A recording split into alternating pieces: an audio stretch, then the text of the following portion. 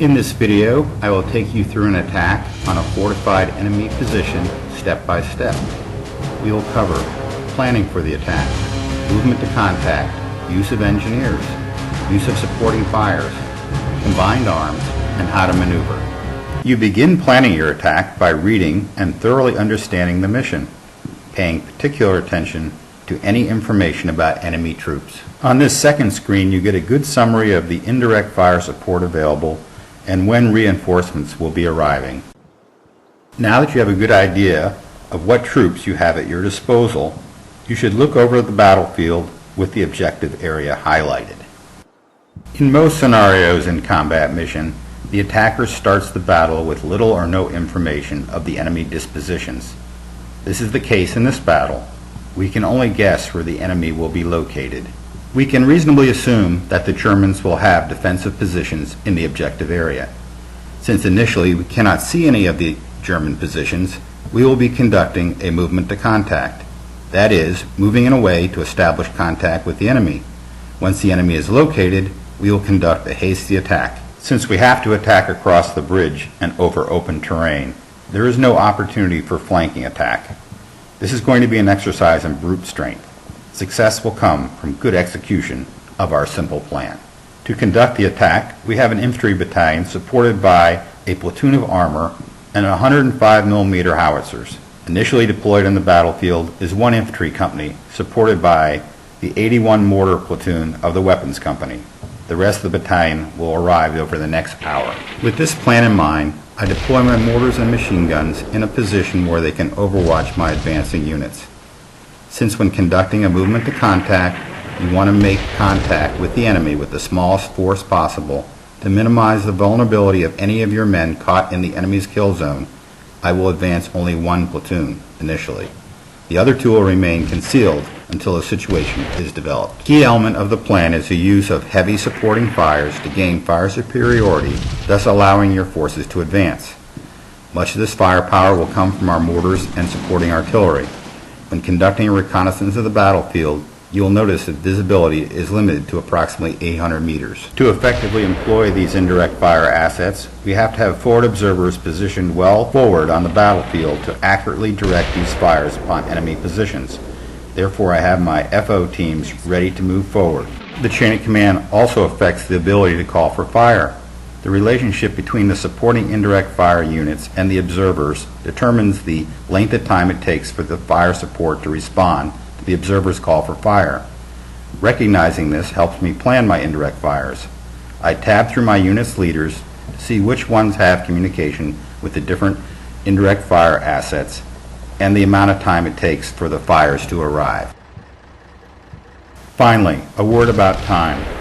The scenario gives the Americans 90 minutes to conduct their attack. When playing combat mission as the attacker, I seldom worry about time. I worry about taking too many casualties.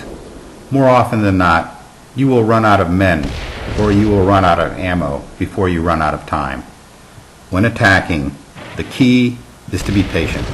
Never be in a rush to die. The attack begins with one platoon advancing towards the bridge. I always split my units into teams and spread them out. The dispersion reduces casualties from both direct and indirect fire. As my men get to the end of the bridge, we can see that the enemy has placed a barbed wire barrier across the bridge. We will have to blow the wire so following troops can cross the bridge quickly.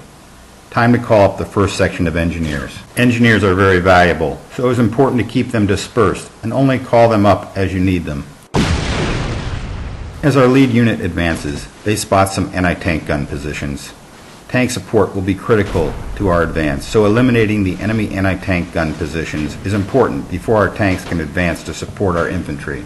The most effective way to neutralize the German anti-tank guns is through mortar fire, either firing directly on the target or indirectly using a spotter.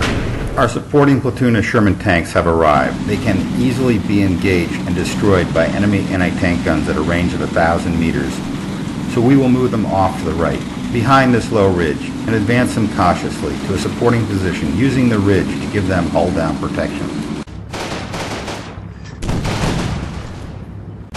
Sure enough, A hidden anti-tank gun is fired upon the Shermans. However, because the tanks had some protection from the ridge, we suffered only one damaged tank.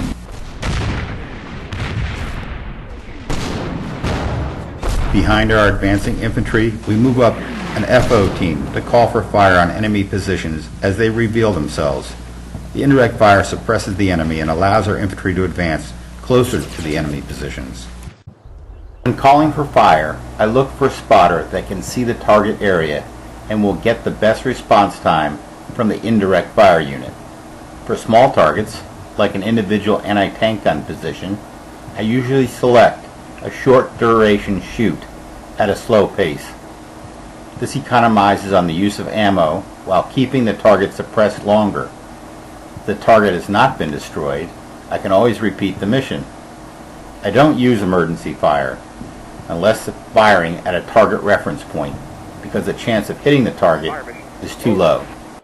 Roger. Fire for effect.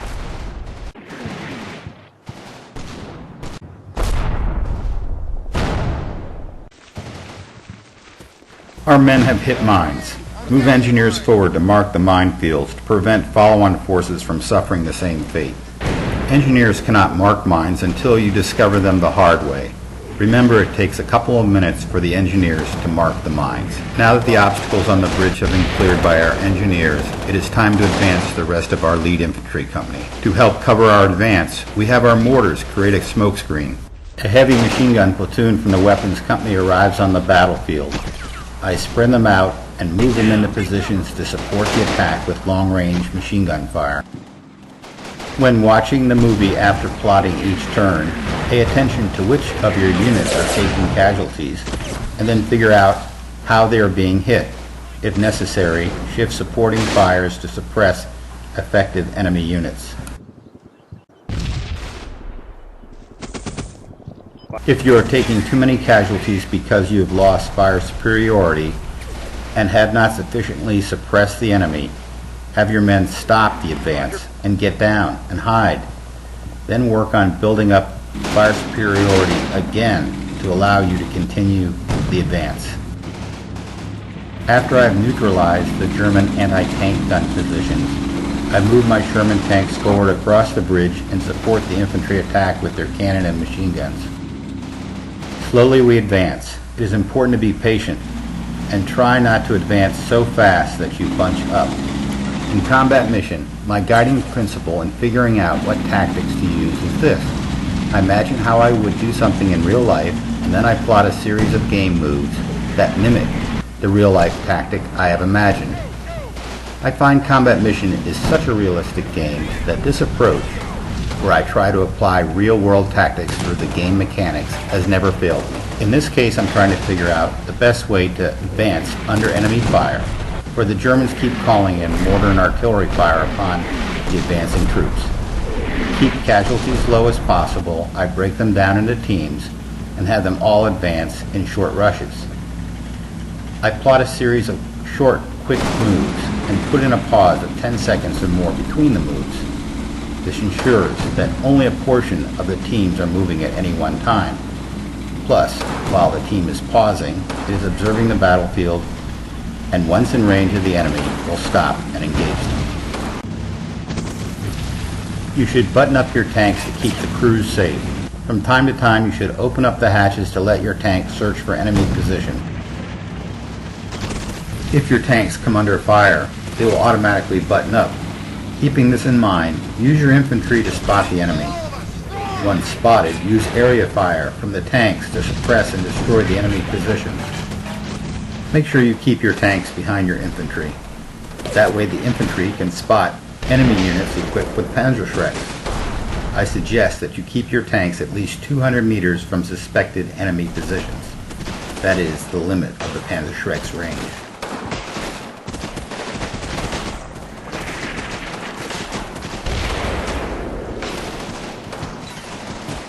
The 1st Infantry Company has been shattered by the Germans' fire.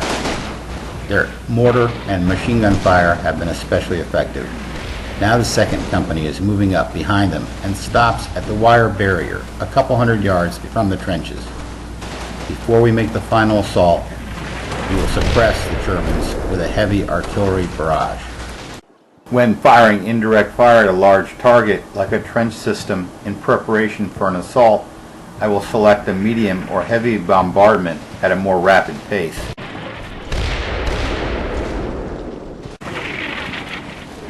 After the bombardment is over, the final assault is launched. Again, we move the men up in short rushes, punctuated with pauses, to scan the terrain and engage enemy troops. As they approach the lip of the German trench, I give the men a hunt order in order to ensure that they will stop and engage the enemy in the trench before jumping in. The German resistance fades as we assault the trench. They run to save themselves. Victory is ours. The cost of our victory was high, 99 dead and 61 wounded. The German casualties are similar. We have carried the day in a brutal frontal assault on a fortified position. The outcome could have been much worse if we had lost our armor support, or if the heavy German artillery and mortar fire had caught our troops bunched up. They would have inflicted even heavier losses. By using sound tactics, we have prevailed. This concludes the second video in the series on combat mission tactics presented by Armchair General Magazine. We have covered many topics, but if you are to remember one thing, remember this. When attacking, the key is to be patient. Never be in a rush to die. Until next time, this is Jeffrey Paulding for Armchair General, signing off.